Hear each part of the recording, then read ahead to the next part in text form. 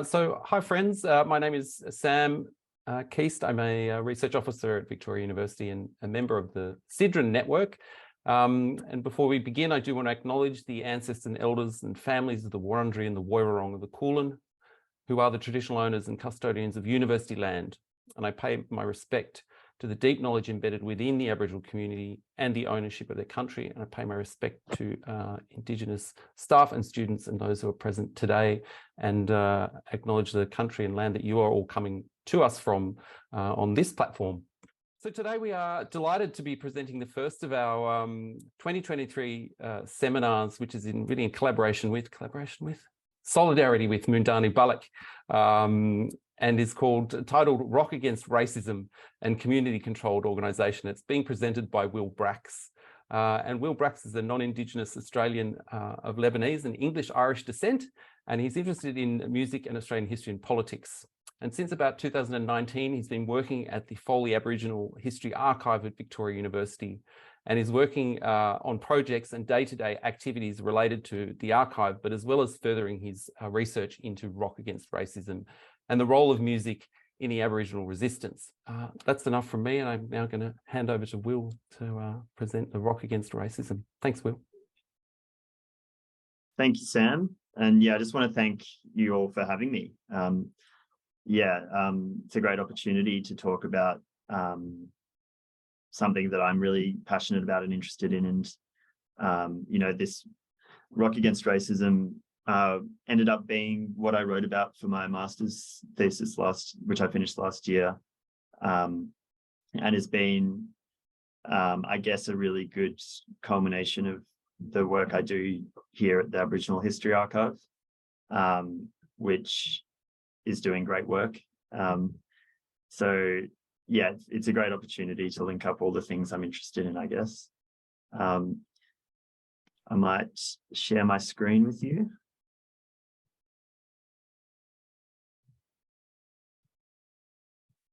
Alrighty. So as Sam was saying, what I'm talking about today is Rock Against Racism and Community Controlled Organisation.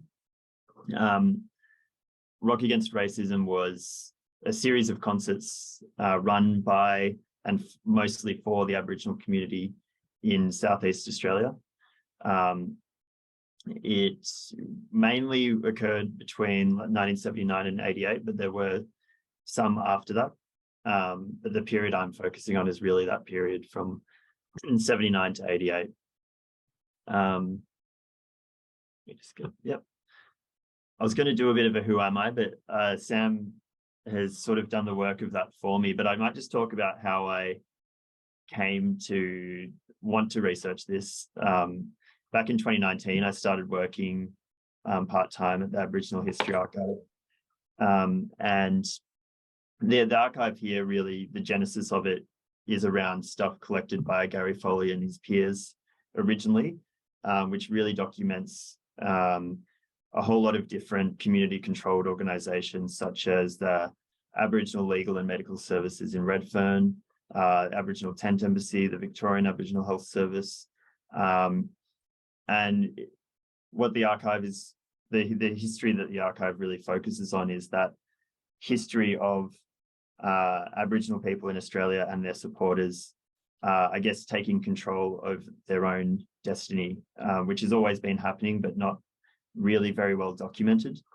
And I think Rock Against Racism is a good representation of that, and it is situated in a period that I think a lot of these organisations, like the Victorian Aboriginal Health Service and Career College, which came out of the health service, really linked up with the Rock Against Racism. And you can see this really nice, I guess, circular feedback loop, if you like, about the aims of each thing. So yeah, today I'm just going to give you a brief history of what was happening in Australia in terms of the Aboriginal struggle around the time of Rock Against Racism leading up to it, just to give you a bit of context. Also, I'm going to talk briefly about the original Rock Against Racism, which actually started in the UK, and what happened, what Aboriginal activists put together here was really an adaptation of that, but it was really its own thing by the time it was implemented here. I'm also going to talk about all the different organizations that were linked up with Rock Against Racism. You've got Campaign Against Racial Exploitation, the Centre for Aboriginal Studies in Music, which was in Adelaide, Victorian Aboriginal Health Service, the Korea Information Centre, and a few other student organisations and things like that. And I'll talk a little bit about, how the concerts went, what people thought of them, the media sort of reporting on it, and a bit of what we can learn from it and what it all means. So first of all, the original Rock Against Racism started around the 1976 or so in the UK. Oops, sorry about that. And really, what the genesis or the reason that Rock Against Racism became a thing was because of largely the National Front, which was a conservative, intensely right-wing, like sort of a lot of, it wouldn't be a stretch to call it fascist, political party in the UK that really gained a lot of power in this time in the mid-70s. And this really trickled down to young people as well.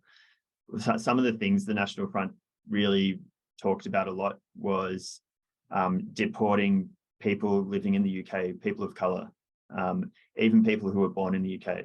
And this was pretty dangerous stuff they were talking about. And it was making the streets unsafe for people. It started to make gigs unsafe for people, concerts.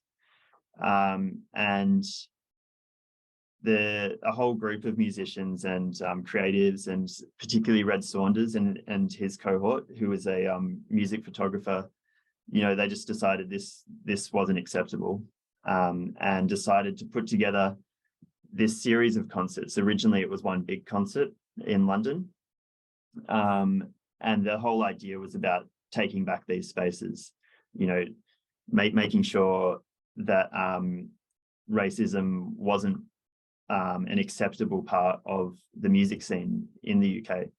And it started off just in London, but they ended up putting together a publication called Temporary Hoarding, which they distributed across the country. And in that publication, they told people how they could do their own concerts, how they could, maybe put on a Rock Against Racism concert in their local city or town, and really making it accessible for people to do that, and empowering people to do that.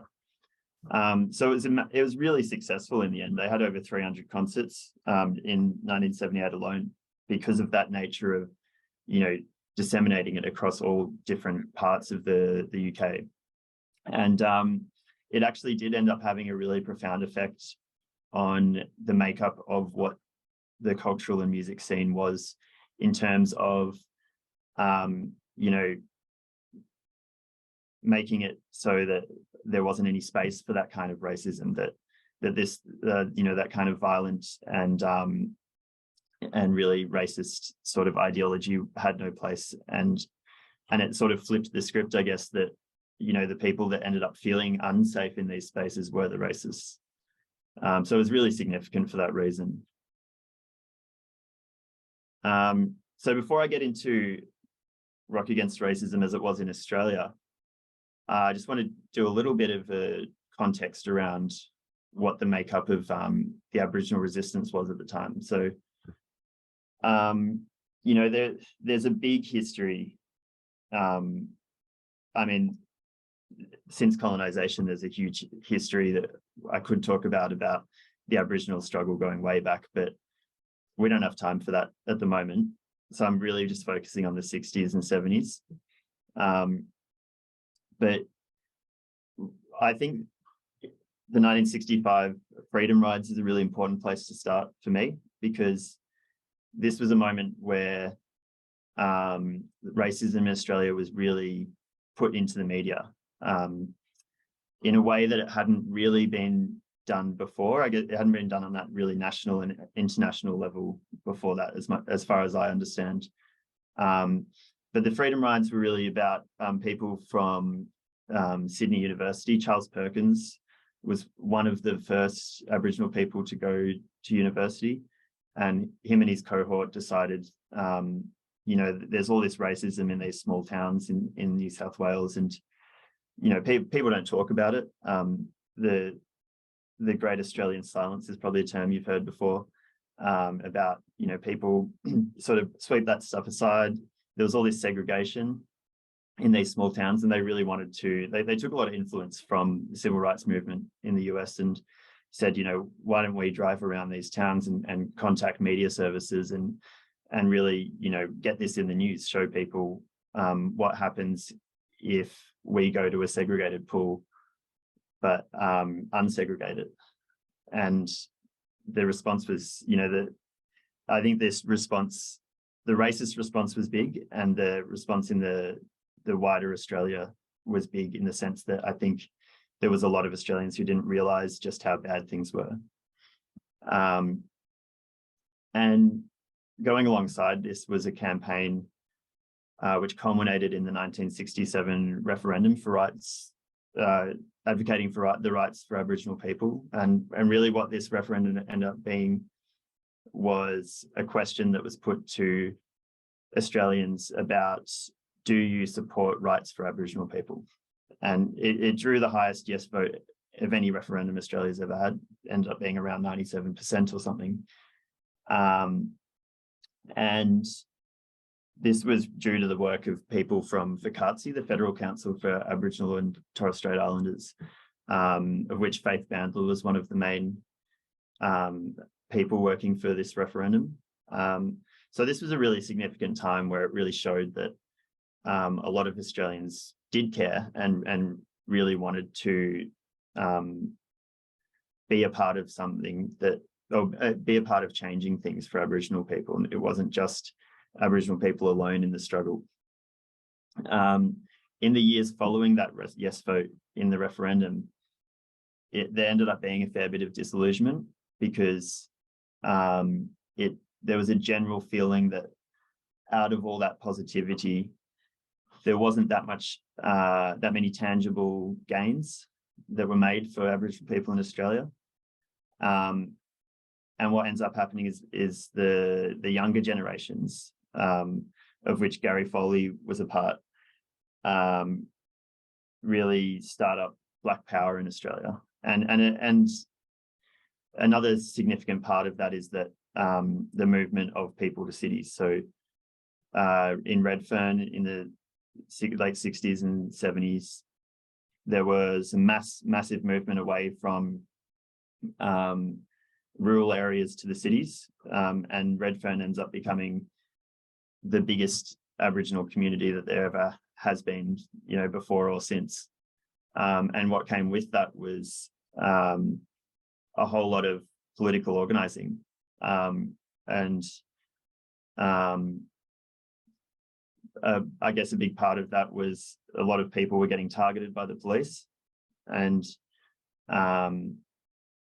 so what ended up happening was they set up a pig patrol, an idea taken from Black Panthers in the US, basically just keeping the police accountable, and there was support from some white lawyers who, after they saw how bad things were, got on board, and they ended up setting up the Aboriginal Legal Service. And so all these different organisations come out of that sort of period, like the Aboriginal Medical Service as well, breakfast programs for kids in Redfern, National Black Theatre.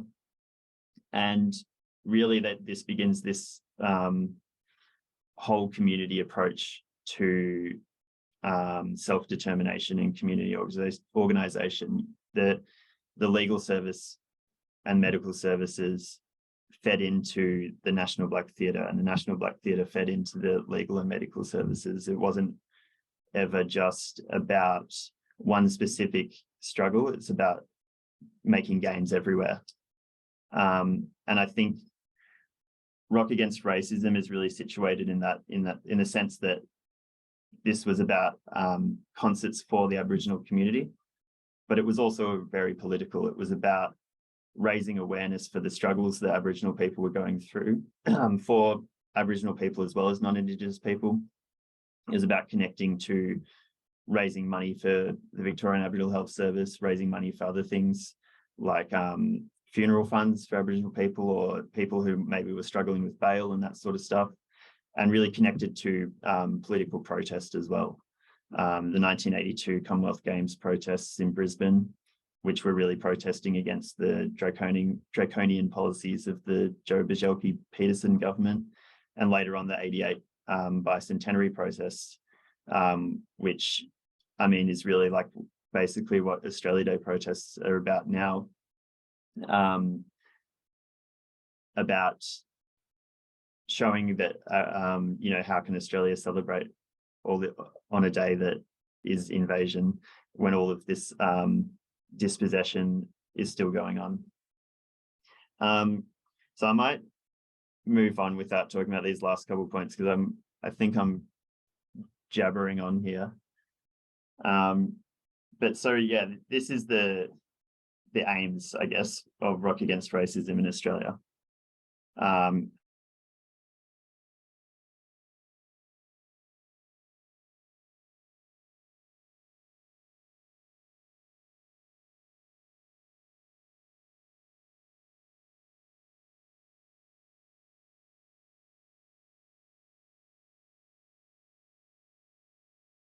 Their cross-cultural understanding through music and art. Sorry, something's just come up on my screen. Providing an outlet for Aboriginal musicians and Aboriginal talent in general. That's a really important one, because as you'll see from some of the evidence later as well, there was a real problem with Aboriginal artists and musicians not being able to get into certain spaces. So the next point follows on from that, making resources and equipment available to Aboriginal musicians and artists, supporting music programs, and the concept of community control. A lot of the reporting on Rock Against Racism that I ended up finding through my research was from things like smaller publications like Identity and Black Nation, which were Aboriginal controlled organised publications, sorry. There was a lot of support that came from non-Indigenous publications, such as the Campaign Against Racial Exploitation, which really started about being about anti-apartheid, but they quickly joined in support of the Aboriginal struggle, and Tribune, which is a communist publication. And there's a long history of that goes back to the 1920s and 30s of the Communist Party in Australia being in support of the Aboriginal struggle. And then there's student organisations who ended up getting on board later on. And this is sort of similar to what happened in the UK with Rock Against Racism. Ended up, you know, starting through organisations like the Centre for Aboriginal Studies in Music and Victorian Aboriginal Health Service, but then they sort of disseminated the ways of doing these concerts, and it's taken up by students and all sorts of other people. So this is just some of the coverage from the CARE newsletter. This is the first Rock Against Racism concert that happened in Melbourne in 1980. And you can sort of see from what they're saying here, you know, there's a profit of $3,000. There was proceeds from that were given to the Aboriginal Emergency Fund. Some of it went to the bands to get equipment and stuff like that. But yeah, you can sort of see the I guess, community vibe of the concerts here. And I think another significant thing was down the bottom, for people who didn't like listening to music or dancing, there were videos, films, TV, news broadcasts, and a display of Nukunbar photos and others. So there was a protest against mining in Nukunbar at the time. So these were the kind of things which Rock Against Racism was always linking to. As I was saying before, it was never just about music. It's about educating people in the community. it's, there's all the different facets of the Aboriginal struggle which get proliferated through the Rock Against Racism concerts. And there was a lot of racism still. The police, this was the police response to the organisers. So, they didn't want there to be alcohol at the concert because they, thought there would be violence and all that kind of stuff. And there's a quote here from Kelly McGuinness, who I interviewed for my thesis. Kelly was part of the band Blackfire, and he was involved in organising a few of the Rock Against Racism concerts. But, he talked about that there was a real struggle to get gigs at pubs because of this kind of racism and this view that that Aboriginal people would be violent, or that you couldn't let them drink and that sort of stuff. And I just thought this was pretty funny. This is one of the organisers of Rock Against Racism, just sending a response back to the police commissioner saying, I think you'll note that we had alcohol at the concert and it went completely fine. There wasn't any problems. There was no disturbances. Therefore, you shouldn't have any objections to further liquor licenses. Bit of humour. So really, what I feel is that Rock Against Racism, apart from just being a concert for the community, was working towards self-determination through a lot of those things I was talking about, like the fundraising for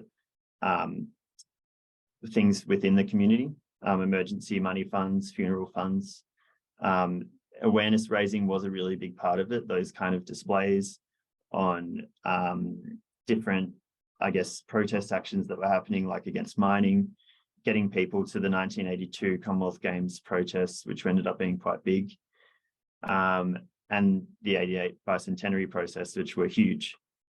And, Rock Against Racism, between the years 80, particularly between 82 and 88, spent a long time campaigning to get people to the 1988 bicentenary protests in Sydney, which included fundraising to get people on buses to go to those events. And it fed into a concert that happened alongside that protest, the Building Bridges concert, which was really huge as well. So just briefly, there's a concert in 1985, which Kelly McGuinness, who I talked about before, and Brad Brown organised. They both ended up working at the Victorian Aboriginal Health Service, and they came to doing that through a school called Koori College, which was set up through the health service. Koori College was really interesting because it was a school where people learnt to become what they called Aboriginal health workers. And this meant not just about learning about physical health, but also about community health. And part of community health was making sure there were outlets for the community, like these kind of gatherings, which is part of why Rock Against Racism was set up. So interesting to talk to Kelly about this and about that holistic approach they took to everything. And you can see that within this document from, sorry about that. In this document, where there's a quote from Bruce McGuinness: "A community which is denied its ability to create due to denial of resources is an unhealthy community. A society which denies a community its creativity by denial of these resources is a sick society." So really, through the Victorian Aboriginal Health Service and Koori College, there's this view of community health, which is very different about the way Western health thinks about things, where everything is separate, that you've got your art here and you've got your health here, and there's not really much linkage between the two. This is more about, yes, we want to focus on physical health, but community health and mental health and all that kind of stuff is really intrinsically aligned with that as well.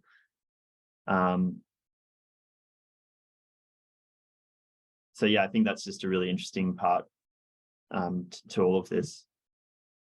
And of course, gaining exposure for Aboriginal bands was a huge part of Rock Against Racism. Many of these bands didn't have recordings at the time and didn't end up getting recordings. And as I said before, because of that sort of racist response from publicans and from the police, it was quite difficult in many parts of Australia for Aboriginal bands to actually get a gig. So that's why it was so important. And you can see here a little funding breakdown.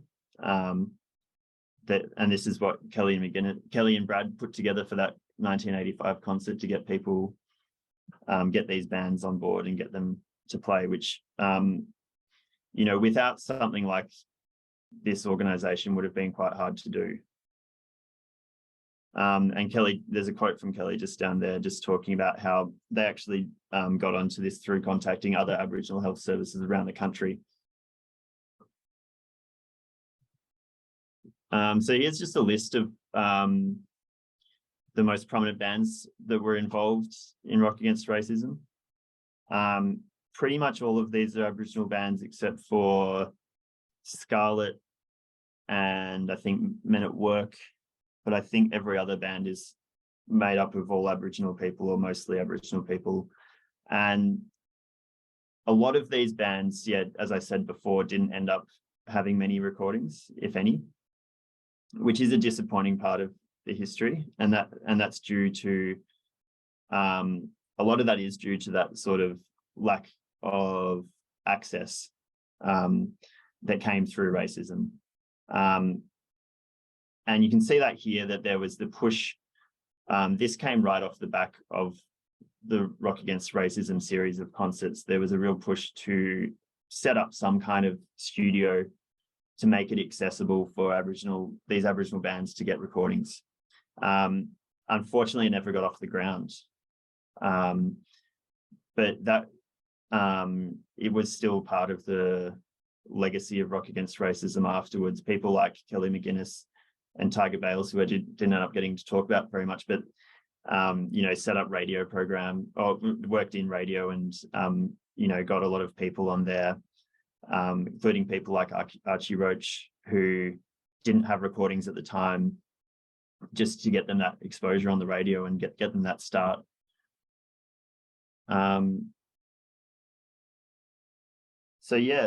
guess that's a brief. It feels like a brief history for me. I feel like there's a lot more I could talk about, but I'm aware that I've been talking for a while. But I guess just to summarize, like for me, Rock Against Racism is super interesting because it came at a time where community-controlled organisations were really huge, bars, Aboriginal legal services, Koori College, like health worker and political training programs for Aboriginal people.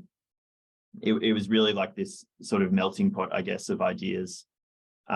So art was seen as a really important thing for community health, but it also linked up all of these different politics of the Aboriginal struggle, and I guess brought together a whole lot of people in a really positive way. And I think the legacy, I guess, it's pretty hard to pin down, what the legacy is. But I think it's great to see now that Aboriginal artists and musicians have much more of a platform, and there's much more access to recording, which is one of the disappointments from that Rock Against Racism period. And every year now there's the concerts that go alongside the Invasion Day process, and people are really, non-Indigenous people are really on board with this stuff in a way that they weren't as much back then.